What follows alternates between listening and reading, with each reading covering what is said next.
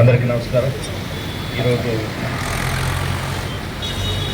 మహనీయులు సర్దార్ వల్లభాయ్ పటేల్ 150వ జన్మదినోత్సవం జరుపుకుంటున్నాం. 2014 సంవత్సరం నుంచి రన్ ఫర్ యూనిటీ రాష్ట్రీయ ఏకతా దివస్గా భారత ప్రభుత్వం 31 అక్టోబర్ జరుపుకుంటుంది.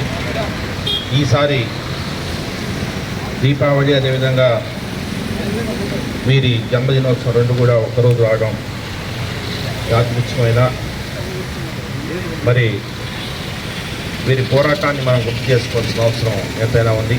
ముఖ్యంగా సర్దార్ వల్లభాయ్ పటేల్ రాష్ట్ర దేశ ఉప ప్రధానిగా అదేవిధంగా హోమ్ మినిస్టర్గా వారు పనిచేశారు. దాదాపు భారత స్వతంత్రోద్యమంలో ఎంతో చాకచక్యంగా వారు పనిచేయడం, స్వతంత్రం అనంతరం కూడా దాదాపు 565